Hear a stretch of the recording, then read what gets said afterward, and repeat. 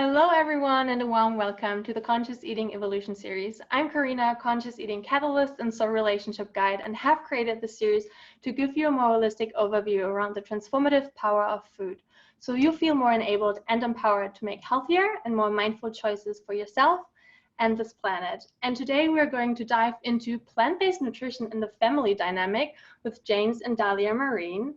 And they are both holistic registered dietitians who specialize in using whole plant foods as a form of medical nutrition therapy, using the knowledge and personal experience of healing chronic diseases. They help people of all ages reverse common symptoms using multiple lifestyle factors centered on sustainable nutrition.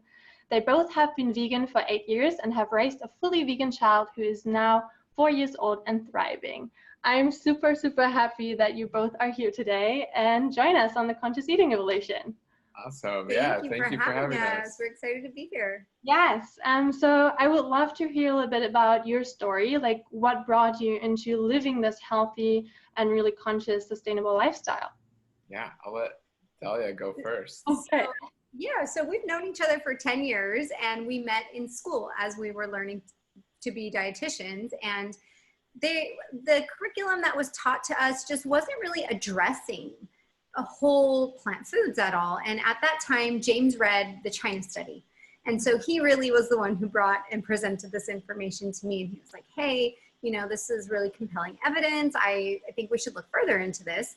And so then we began attending conferences. I remember little by little, we kind of were dropping off animal products. So we stopped eating chicken together, and then we stopped eating fish and eggs. And then finally, I think it was 2012 or 2011, we attended a talk by Dr. Greger, and that was it. And then we were ready to make the jump. And so that was 8 years ago, and here we are. And I think cheese was the last thing to go for us. It was so hard. We definitely had an addiction to cheese, and Dahlia's background is Egyptian and I'm Hispanic, so cheese is definitely prevalent in our cultures.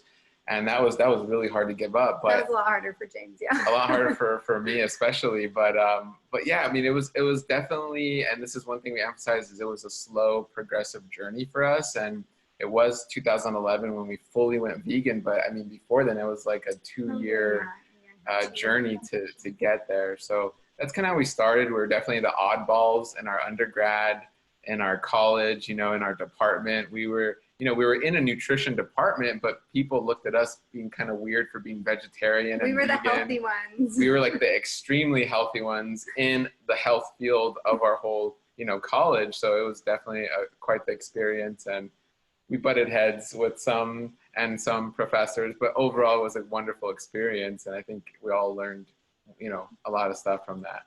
Mm-hmm. And you, Dahlia, especially had health struggles as well in your past. Like, how did that affect you personally through changing your diet? So at the age of 17, I was an obese teenager, standard American diet, incredibly sedentary. And I actually went in to see an ear, nose, and throat doctor because I was having some hearing issues. And he pointed out to me that I had a very large goiter. So I had a very large, almost a mass on my neck from my thyroid. My thyroid was enlarged, and he pointed it out to me, and I had never noticed it. And he referred me to an endocrinologist. So in one single day after doing some blood work, I was diagnosed with an autoimmune thyroid condition. Also, because I was obese, I was diagnosed with prediabetes and polycystic ovarian syndrome. And I was given several different medications, a couple different prescriptions, and was kind of just told, well, good luck. Take these medications, we'll check up on your medications in a few months. And that was it. And I just remember leaving that appointment devastated. I felt hopeless. I was so young, and I was kind of given this life sentence. I felt tied down by these medications, and I reached out to some family members, and, usually, like they say, diets tend to run in families, which is why diseases tend to run in families. So it wasn't uncommon for my family members to take medications and have their own health struggles.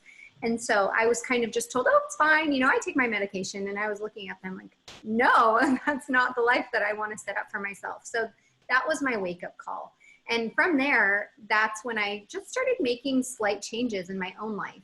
And at that time, I had just started college. I actually started college studying psychology, and I took a nutrition class for my own curiosity due to my own health struggles at that time, and I loved it.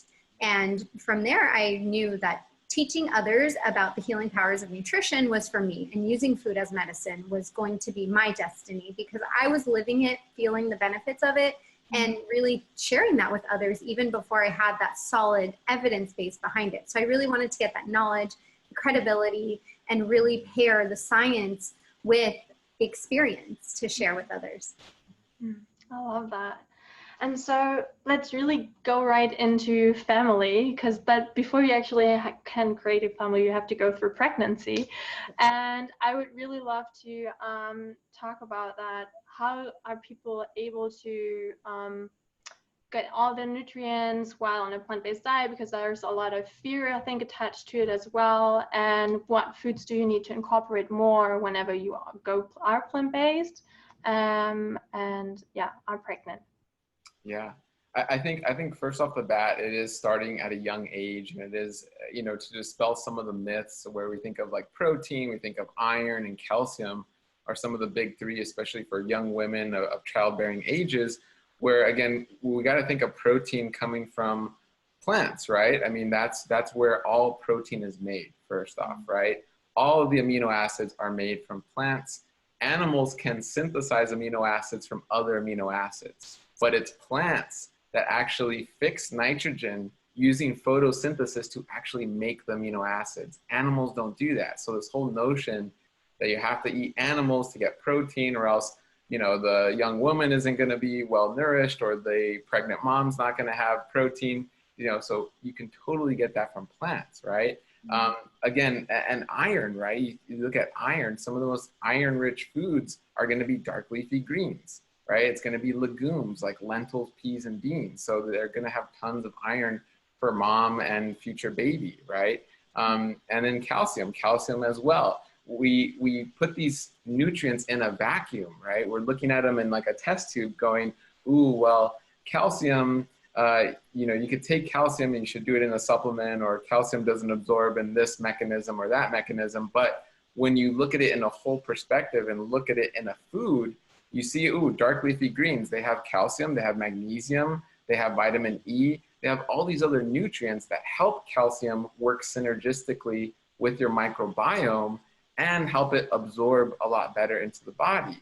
So it's like, what we always say is, don't try to micromanage your body, right? Don't try and say like, I'm going to cut out this nutrient, or I'm going to take this supplement. It's like, for the most part, focus on eating all these varieties of different whole foods and then go from there. That's your foundation, and then we'll build on it. Absolutely. Yeah. And like James said, it's really about priming the body for nutrition. So women in childbearing age, and we know that's as young as when puberty starts, we really want to prime the body with as much nutrition as possible. So as many whole plant foods as we can possibly get in. And during pregnancy, like we said, we want increased amounts of vitamin B12. We want increased amounts of folate, of iron, of things that baby especially is going to need. So in combination with a really well-balanced plant-based diet or otherwise, really want to make sure you're taking a high quality prenatal, that you understand your genetics and you're getting the right one for you. But like I said, really making sure that your hormones are in balance going into it, and trying to ensure that you're going to have a very successful, a very healthy, a very comfortable pregnancy. And so, like I said, in my past, I was told, because I had a hormonal imbalance and I had a disease of my hormones really, and that was caused by excess body fat. I was told, you're going to struggle to get pregnant. You're likely going to have to take fertility medications as you are trying to conceive, and maybe while you are pregnant. And after being plant-based for 4 years, none of that ever affected me at all. And we actually got pregnant easier than we thought we would. Right. So that wasn't true for me. I work with a lot of clients also who are struggling to get pregnant or who plan to get pregnant. So we really do a lot of cleanup work beforehand, and then ensure that we are upping those very important nutrients while baby is growing. So that way baby is not taking it from mom. We don't want mom to go into her motherhood completely depleted. So you want to make sure you're nourishing yourself so you can take care of your baby. Mm, And I again, love that you emphasize on that so much, because it's really about being conscious before you actually go into pregnancy, to prepare yourself in the highest and best way for the baby to grow healthy. exactly, Mhm. exactly. And again, and it's going back to that house, right? When you build a house, you lay the foundation. Your foundation is going to be whole food. And like Dahlia had mentioned, everyone's different. You might have a gene mutation in your liver. You might have another type of mutation. But once we lay that foundation, we can better identify a more individualized care and then start to build other facets of the house. And this is where supplements can come in other areas for sure. Yeah. And so there's as well like a lot of bias or judgment involved whenever people raise like children fully plant-based or vegan, and that it's like not like that it might be that you might not fully get all the nutrients in that the child needs. What is your take on your experience on that? So in our experience, it really, again, we've seen both sides of it. So we really do promote a whole food plant-based diet. If you are going to do it whole food plant-based, because now we're starting to see that even in vegans, we're starting to see the same diseases that are affecting those on a standard American diet. Lots of junk food is vegan. And so I think some parents, you know, well-meaning, they're in it for the animals and maybe not necessarily for their health, they find themselves backed into a corner where, yes, their children are nutrient deficient, or they're not growing properly, or they're having GI issues. So we really do recommend, if you are going to do it, consult with a plant-based dietitian, consult with a plant-based pediatrician, or someone who can give you that solid advice of how to include whole plant foods. From our clients, we do work with children. We have a solid background, both of us, in working in pediatrics, and our own daughter. We have seen that she is thriving. When she goes to her pediatrician, she's hitting all of her milestones. We just had very comprehensive blood work done for her that checked her amino acid status, her omegas, all of that. And she was doing really, really well. So I think I understand why this bias has formed, because if you're not well thought out and you're not planning your nutrition and you are just providing, you know, vegan versions of a standard American diet, then absolutely that child can end up becoming nutrient deficient. Yeah, and to add to that, I think it's kind of the label, right? You get labeled as the vegan family or the vegan kid, but you know, you got to look at it. The majority of where we live in the United States, majority of children are not vegan. And look at the health outcomes. I mean, if you look at the NIH data, if you look at the data that's out there, kids in general are not healthy, and majority of them are not vegan. So it's not that, oh, you're vegan, you're not healthy, or you're not hitting, you know, your milestones, what you need to get. It's that a majority of kids are not. And what we're seeing is the kids who actually go more whole food plant-based, they're more likely to get all these nutrients that we've been saying to get for many, many years, right? You've heard that since, I mean, the 1960s, where you see the USDA and FDA saying, eat your fruits and vegetables. Now that we're finally doing it, people are going, whoa, wait, you can't eat that many fruits and vegetables, right? So it's funny, but that's more likely to give you that nutrition, right? It's fruits, vegetables, nuts, seeds, beans, peas, lentils, all these wonderful, great foods. So, yeah. Yeah, I think it's very important that you pointed that out, because it's yeah, because there's so many like prediabetes already found in children, or even heart disease and neurological dysfunctioning or ADHD. Like there's so much that's, you know, found already in young children, and it gets easily into like packed in the package of whenever that's happening in the vegan world, then it's like, oh, veganism is the one that is to blame on. Right. Yeah, And, so it's and really it's a like, much deeper problem too, even the way we just market to kids, the food, you know, the kids menu at restaurants or it's like we focus like this high fat, high sugar, high salt processed food as kids food. And that's one of the big problems. And that can still happen even in a vegan restaurant or diet. Yeah, because yeah, like you mentioned, you know, working in pediatrics, we've seen children 3 years old who are pre-diabetic or have fatty liver disease or are having high cholesterol, and these diseases that used to only affect adults. So we, again, have seen both sides of the spectrum. We've seen very unhealthy children who are on a standard American diet. We've seen those who are on a junk food vegan diet. And so we really do recommend, no matter what you choose to be as a family, if you are an herbivore, if you choose to incorporate animal products. It is so vital and so essential that children are taught from day one of when they start eating at 6 months or around 6 months, that incorporating fruits and vegetables is just a way of life. It's not only for mom and dad, it's for every single person. And so I think like what most people are really interested in is really like, how do you make it work in everyday life, especially as a family?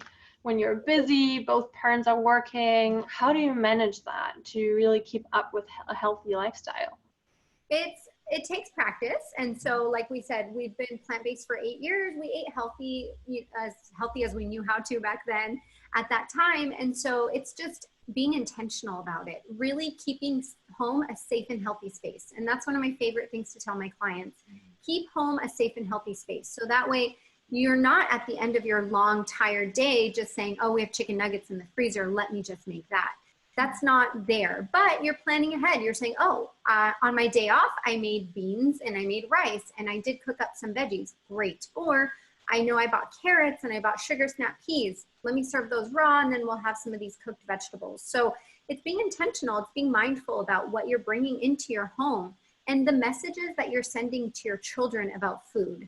And this is one thing I think that we as a culture have been so brainwashed about. Like James said, the fact that there's a kids meal, there's this whole marketing sector, marketing food products or like kind of food products to kids. So we've really taught children that it's okay for you guys to eat complete junk because you're kids. Because you move more than we do, you don't need to nourish your body. You can do that later when you're older and when maybe you're sick. But it's, again, as a busy family, we understand, no, especially us we were both obese children. We both had our own health struggles and we never want our daughter to experience that. So for us, it's practice. And, people come up to us in restaurants because we don't believe in the kids meal. We rarely, if ever, order from the kids meal unless they have a healthy option. But people come up to us, strangers, and they're like, how's your daughter eating that? She's eating broccoli, or, how is she eating portobello mushrooms? And to her, again, it's not anything out of the ordinary. That's what we eat at home. That's what we practice. And, we practice what we preach because we're passionate about it. And we teach it to others and we practice it here in our home as well. Right. And to add to that, I think we're living in the Instagram world, right? Where you see the mom or the family, or even on our Instagram, oh, wow, man, look at that great meal they have. It looks so beautiful and perfect. And it's not always like that. Mm-hmm. Or what we try to put in the caption is that, hey, this was leftovers and this was canned and this was frozen. So we have something we give to our patients called healthy eating daily. And this is where, you start with cooked. That's great if you can cook. If not, then maybe you have leftovers. And then if you don't have leftovers, maybe you have some good frozen food. If you don't have good frozen food, maybe you have good canned food. And then if not, you go on Happy Cow, or you find something local that's healthy, that's a good maybe Buddha bowl or something you buy out, right? So you have all these safety nets, right? Mm-hmm. You cook, leftovers, frozen, canned, eating out. You have all these safety nets. So on the day that we're working, the kids are at school, they have homework, we know how crazy it can get, and you're falling, you have all these safety nets to try and catch you, right? Mm-hmm. So that's what it is. It's not all or nothing. Yeah, and knowing how to find the best of those things. So the best organic, no salt, no sugar added canned foods, or not all frozen foods are bad. So that's something that we're passionate about teaching our patients, that it doesn't have to be, frozen pizza. It can be something else, and let's figure out how to make it work. One of our favorite things to teach is healthy lazy. So a lot of our pictures are #healthy-lazy because we're busy. We're not going to, I don't have 3 hours to spend in the kitchen every day, but I'm going to make sure that that food is nutrient rich, that we're nourishing our gut, that we're teaching our daughter to do the same. And we're not a perfect family. So some days, although I said, she does eat really well, but some days she's like, nope, I'm not eating this. Lately she's on a zucchini strike. She'll only eat it if it's spiralized, but if it's cubed or any other texture, no zucchini. And so we tell her, that's fine. You don't have to eat it. My job as your mom is to buy it and make it and serve it to you. Your job is to decide how much you want to eat and if you want to eat it or not. And so I tell her, you don't have to eat it, but I'm not going to take it out for you. You take it out. And most of the time she'll be like, oh, fine, I don't want to take it all out. I'll just eat it. Yeah. So it's practicing those things and being intentional and mindful with our words. And we're really mindful about not saying what she likes and doesn't like. And I think that that is a key thing parents can do. I've seen so many times where, you know, my daughter might be eating whatever it is, a broccoli chip, and she'll offer it to her friends, and the mom immediately is like, oh no, she's not gonna like that. And it's like, okay, calm down. You don't know if she's gonna like it or not. She's never tried it. She doesn't know if she likes it or not. So just let her try it. Don't give any preconceived notions. Don't give your opinion. Just let her try it. So we're mindful with our words too. And if our daughter says, oh, I don't want this, that's fine. You don't want it today, we'll try again later. No problem. And to add to that, because it's so important to incorporate fermented foods. And we've been around other friends and other family, and when we're giving our daughter fermented foods, we see friends with kids or family with kids, and they're like, ew. So if the kids are seeing their mom and dad go, ew, to the kimchi or the sauerkraut or these wonderful, healthy fermented foods, do you think that child is gonna try it? No, so it is that consciousness that's being intentional with your actions around your kids, because they're absorbing everything you say and do. And if dad and mom says ew, I say ew. And I'm not gonna eat that kimchi. Little do they know, like Layla does love that salty, vinegary taste, and she loves pickles and sauerkraut and all of these fermented and pickled foods just fine. And that's because we didn't project anything on her. Yeah. I love that.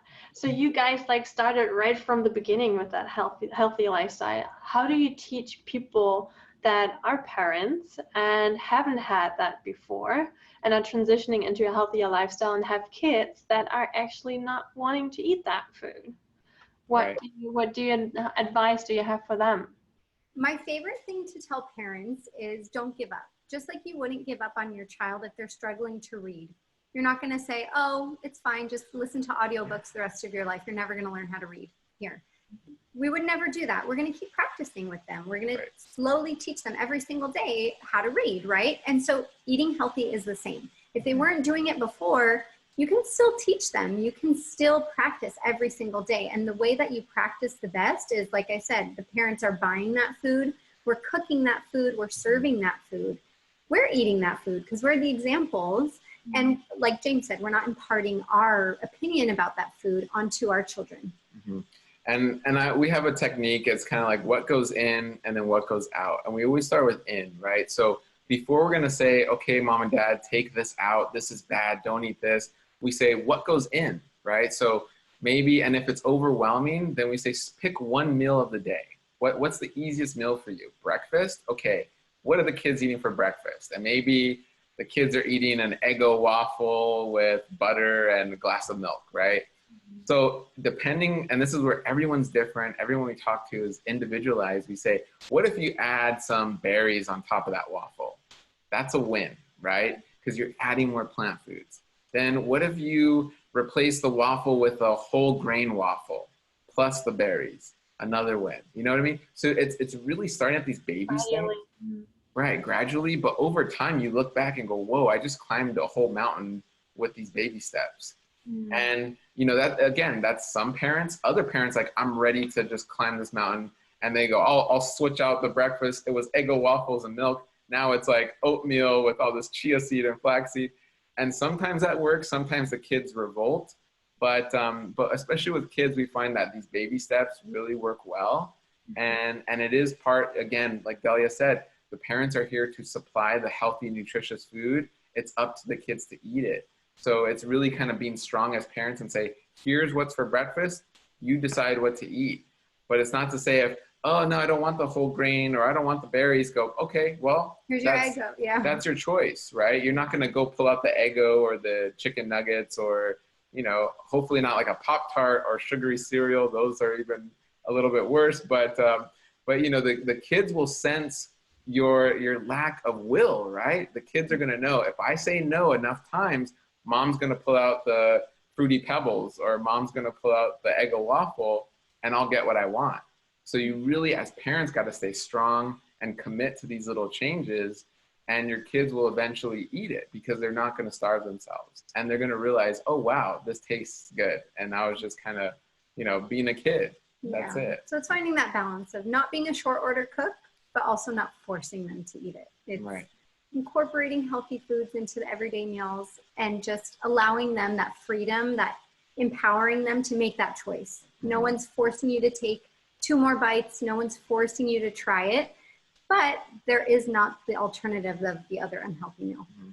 And one more thing to add, you'd be surprised how smart children are, right? If you tell them, hey, I'm adding berries because berries are going to help you see like Superman, or, you know, see like, our daughter loves PJ Masks, you know, like Owlette, right? Like, so all these characters, you just incorporate things they love and tell them the truth. It's true. These berries are going to give you superpowers because they have antioxidants and have more energy. More energy. And if you teach them that, they're going to be like, oh my gosh, of course I'm going to eat these berries. They're going to give me superpowers. So, you know, you really, I mean, just be upfront and honest with your children, and they're going to be like, oh yeah, this is a no-brainer. This is healthy and gives me powers.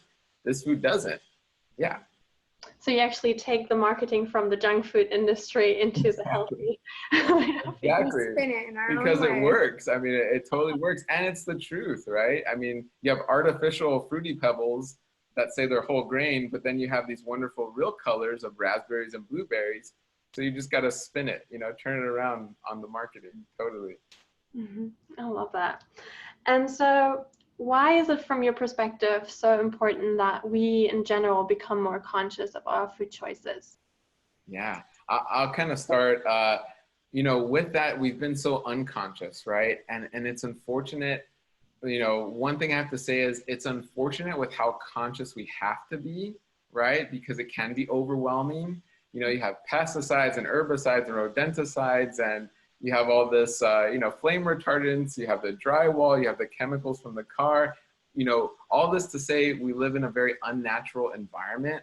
And it's unfortunate we let kind of these checks and balances, whether it's government and private sector, kind of lead us to this place where it's like, oh my gosh, everything seems to make us sick, and everything, oh my gosh, I have to be conscious of everything. But it's kind of realizing, you know, we kind of dug ourselves into this hole. We're in a bad spot. But it's being aware I'm in a hole. I probably don't want to dig anymore. We just got to figure out how to get out of this hole. So what's really cool is when we all become conscious of this, we can all collectively work together to get out of the hole. And then and hopefully our future generations, like our kids or any kids in the future, are no longer in this hole. And they don't have to spend as much energy reading labels and, you know, signing this petition and doing that. It's like, let's kind of fix this world a little bit for them because we kind of took a wrong turn.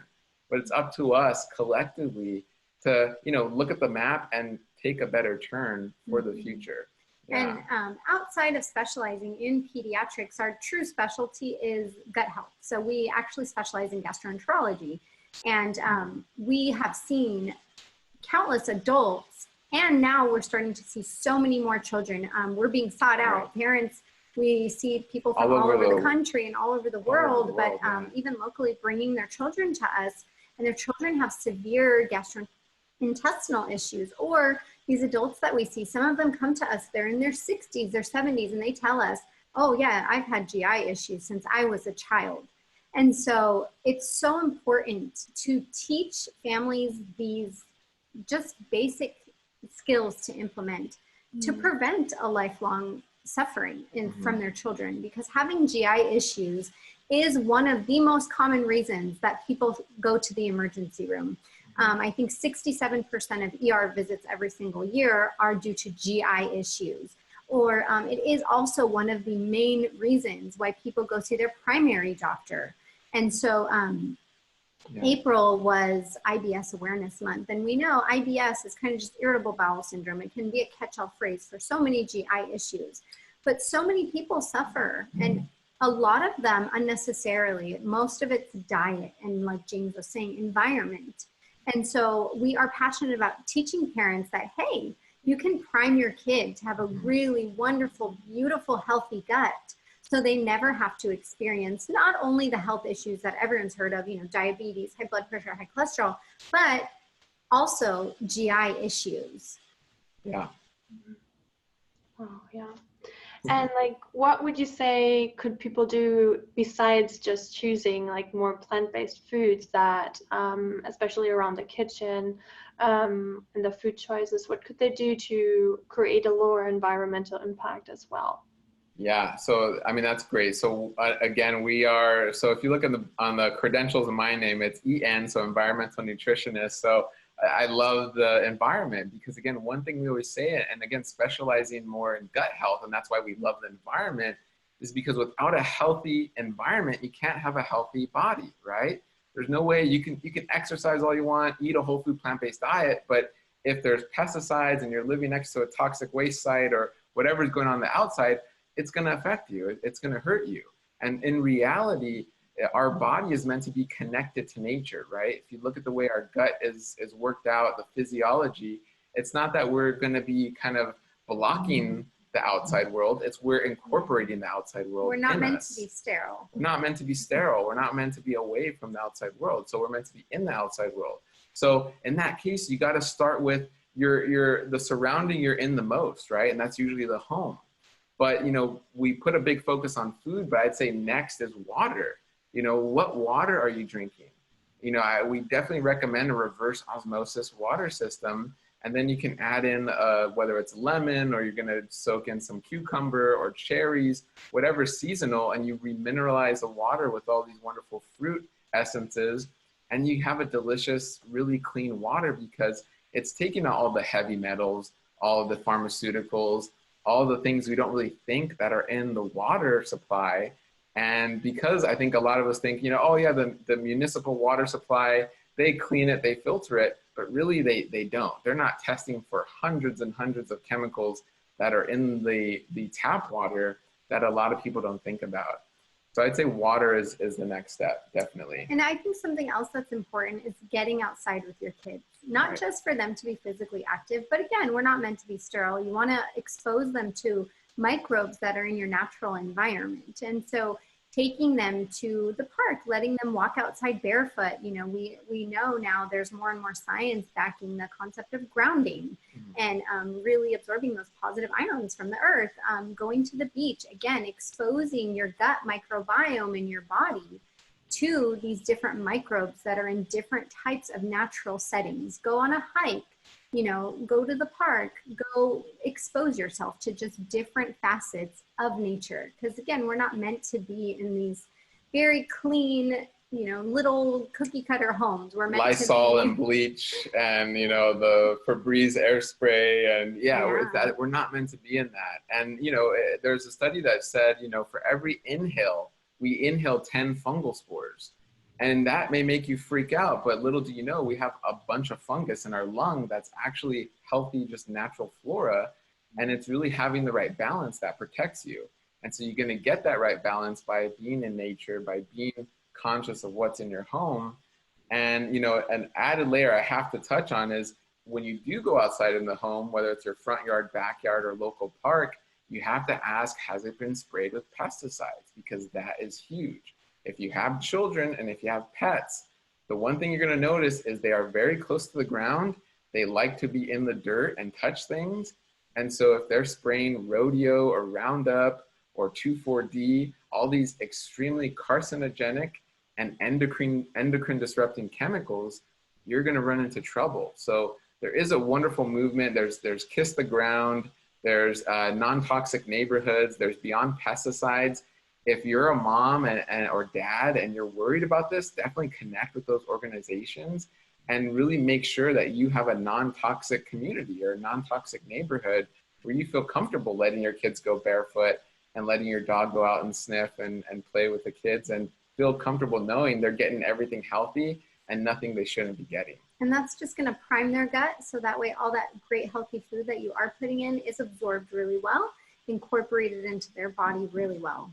So there's definitely health is more than just what's on your plate. It's your environment. It's another thing we like to do is be mindful, and we like to try, usually weekly, we'll go to family yoga class, or we'll do just mindfulness meditation. That's going to ultimately impact your gut health. Stress impacts your gut microbiome in negative ways. So really it's more than just what you're eating. It's at the dinner table, not stressing, not fighting, just teaching your children to be mindful, to sit still, to do deep breathing, to just practice meditation. Mm-hmm. I love that. Thank you for sharing. And what other practices that would you say that people can incorporate more in a way of more conscious consumerism as well? Like, do you have any tips on that? Oh, totally. I mean, so first off, I mean, if you could buy things that have already been used, right? So we'd love to buy things secondhand. We love to use Craigslist. We love to use, what is it, Facebook Marketplace, to just buy things secondhand. So that's just being conscious, right? Why buy something new? There's also a great company, iFixit. And so with your electronics, I'd say, electronics are one thing where every 2 years we're getting a new cell phone, or the new MacBook comes out, or the new tablet's out. But if your tablet or laptop is running slow, go to iFixit and they'll help you fix it and get it going. So it's just kind of not being a throwaway family, right? There's very few things we throw away, or there's very few new things we buy. We're always looking for something used. We're always looking to fix what we have. And that is so important to be conscious about. Yeah. And we love sharing with our community. I know our daughter, thankfully, she receives a lot of hand-me-downs, and then we pass on her clothes too. So we're conscious of, again, just not being huge consumers in the first place. And then with our food, we like to shop local, support local food sources. So shop at the farmer's market, or we partner with Mother's Market, and they're incredibly conscious about the high quality organic produce. We know when we go to the grocery store, we bring mesh produce bags, so we're not, consuming plastic. We bring our reusable grocery shopping bags. We encourage others to partake or enroll in produce delivery services. So again, you're not going to the store, you're not getting a bunch of plastic, they're delivering it to you in a paper box. And so really also growing your own food can be a huge, empowering, really fun process of reducing your footprint, reducing waste, getting your kids again outside, getting in nature, being close to your food. So really get that farm to table feel. But we try to live as mindfully as possible, and then just try to encourage everyone, pick, if you're not doing any of it, just pick one thing. Right. Because we know, like, we're extreme with it. It's our passion, it's our life. And so, yeah, we both drive a Prius, and, we shop local, and we're vegan. But not everyone's like that. So just pick one thing if you aren't going to do 20 things. And that's totally fine. If every family did one thing, it's going to have a huge impact. And then your children are going to carry that on, and they might add another 1 or 2 things to their family. And that just keeps going. Right. I love that. And what do you do, or what do you recommend whenever you have, for example, like a stressful day and you've been really challenged and choose something that might not be as the most mindful decision that you could make? How do you handle those situations whenever you are in overwhelm or in stress? How to maintain that kind of healthy lifestyle? Yeah. So I think for me, and I know even for my daughter and Dahlia, going to the beach. So it's really getting in nature. So I know if I have a really stressful day and I'm like, oh my gosh, overwhelmed, and maybe, we get into an argument or who knows what happens. I know the next day we either got to have a family beach day, or I got to go on a trail run, and I got to just get out and connect with nature. I'd probably say second to that is my partner, is having someone there who kind of gets you and you can talk to and communicate with. And I can give her a big hug and say, I had a rough day, or she could do the same. I think those 2 things for me are huge. And I think just for me, it's knowing that no one's perfect. And my goal is not to be perfect. It's to just progress every day.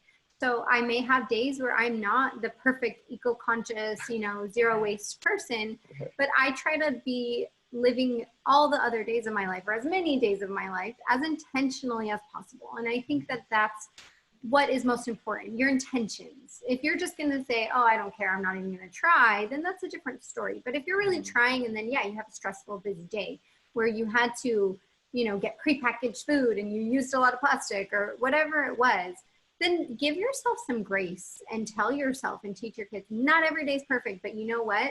We're so mindful all the other days. And so let's go do something extra. Yeah, let's go outside and pick up trash, or, just, I think letting it go and just intending to continue to grow and do better is important. Thank you so much for sharing. And what would be the greatest way for people to connect with you, or where do they find you? How can they work with you? Yeah, so you can go to make an appointment, you can go to drangiehealth.com. You can also find us at marriedtohealth.com. And Married to Health is really our consulting business. That's all of our handles. So it's on Instagram, YouTube, Facebook. You can connect with us there. We do a lot of content on Instagram and YouTube and Facebook. So we try and stay pretty active, showing you guys all the cool stuff we're doing. What else do you want to add? Absolutely. So it's Married to Health. So Married to Health. And yeah, we share what we're doing with our other partners, like Dr. Angie Sadeghi, who's an incredible gastroenterologist. So we are partners in the practice. And so we see patients, like we said, locally, we are in Orange County, California. Our office is in Newport Beach, right. But we do also offer telemedicine. So you can reach out to us, inquire with us on our website, marriedtohealth.com, or you can message us via Instagram. We're very responsive of, you know, if you want to work with us, what your situation is, and we will make it work from there. Awesome. And so as you both are working in the field of positive change and having, you know, making a difference in this world, what is your personal message of hope to the audience, if you have one? Yeah, so I think our personal message of hope is really start big or start small, but it's kind of just starting somewhere, and it's really just adding, right? So it's adding something to your daily routine that you didn't do the day before, right? So again, it could be adding berries to your breakfast. It could be getting reusable cups for your home, or reusable paper towels, or reusable plastic, you know, or dumping the plastic bags, getting reusable bags. But it's kind of just adding and starting somewhere, I think. And to add on to that too, for me, I think it's also teaching your kids what you're doing and why you're doing it, so that they can continue that positive change. And kids are really cute and smart. They share with their friends. And so I think it's always, yeah, adding healthy habits to your life and really imparting that knowledge on our future generations. I love that. Thank you so much for being here today with us. It was so much fun, and I think so much great knowledge came through. And thank you all for watching and joining us today. And please, please, please stay tuned on more incredible content on how to eat to improve your health, empower your spirit, and thrive with the planet. Thank you. Thank you guys. Bye.